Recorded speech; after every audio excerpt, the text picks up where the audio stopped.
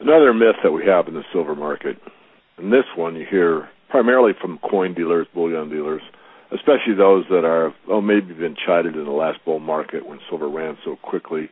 Basically, in 1 year's time, from $6 to $50, a big move in a short amount of time. You'll hear, well, I think everyone should own a little. And what they're implying is that, everyone should have a little gold and silver. And they're really not that in tune with the global system or what's really going on. They may have been actually more so in the previous bull market. Regardless, it's one of mine that I love to dwell on. Everyone should have a little.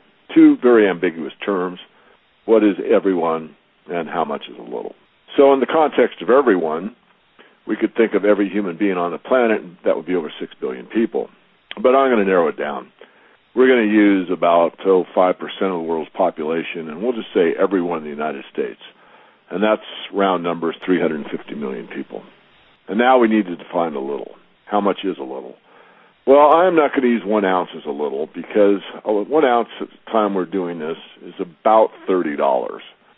And I don't think anyone would say $30 would significantly change their life. Maybe $30 in lottery tickets and hit the lottery, certainly that could change your life. But $30 in any investment that I could think of, probably, even the most far outdated option that comes true, probably wouldn't significantly change your life. So I'm going to go to 2 ounces, which certainly $60 wouldn't change your life. So I think I'm well within the realm of a little. The reason I chose those 2 numbers is simply this. There's roughly 700 million ounces of silver mined every year. A little bit more, a little bit less, depending on which study you use and what numbers you gather. But round numbers, you can up it to 800 million. But quick math, 350 million people times 2 ounces, 700 million ounces. So that roughly covers the entire global silver supply on an annual basis. And yet, this is a small number relative to silver's total position. So there you have it. If everyone in the United States bought a little silver, you would be buying the annual mining supply of silver without even thinking about it. However, if you applied it to everyone worldwide buying a little bit of silver, I think you can see my point. The point is very simple.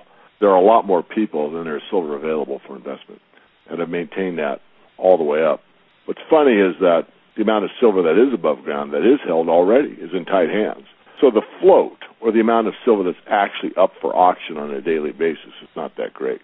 Much smaller than the 700 or so million ounces is mined. Most of that's already accounted for in the future, not so much in the futures market, although you can make that case. The point I'm making is that most of the silver users already have hard contracts in place for silver out in the future that they absolutely need to have supply to them to continue their businesses, be it auto, be it solar, be it chemical. A lot of that silver has already been bought ahead of time. As it comes out of the smelter, it's already got a destination.